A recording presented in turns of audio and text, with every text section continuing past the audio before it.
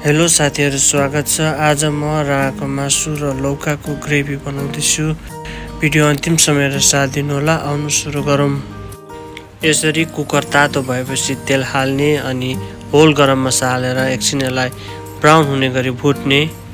अब मजाले सफा गरेर राखेको 700 ग्राम जति राखेको मासुलाई हाल्ने, स्वाद अनुसार नुन हाल्ने अनि 1 चम्चा बेसार पनि हाल्ने। नुन र बेसार सबैतिर लाग्ने गरी मिक्स गर्दै चलाएपछि मिडियम हिटमा पानी सुक्ने गरी भुट्ने।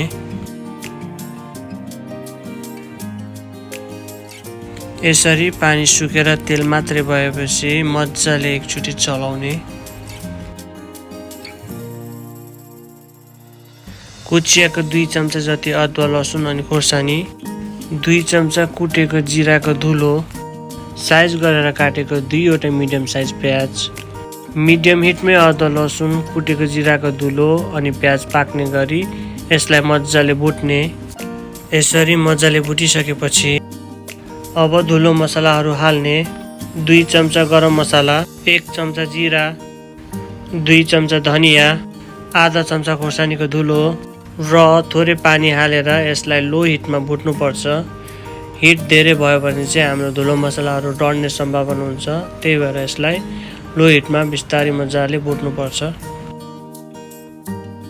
यसरी मसला पाकिसकेपछि मसिनो गरी काटेर राखेको एउटा ठुलो साइजको टमाटरलाई हाल्ने। यसलाई पनि मिक्स गरिदिने। अब ठिक्क साइज गरी काटेको लौकालाई पनि हालिदिने अनि यसलाई पनि मजाले मिक्स गरिदिने।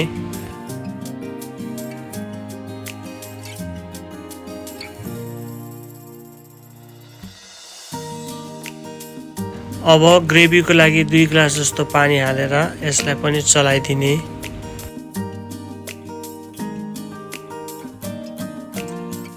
राम्रोसँग कुकरको बिर्को लगाउने अनि 8-9 सिटी जस्तो लाग्न दिने।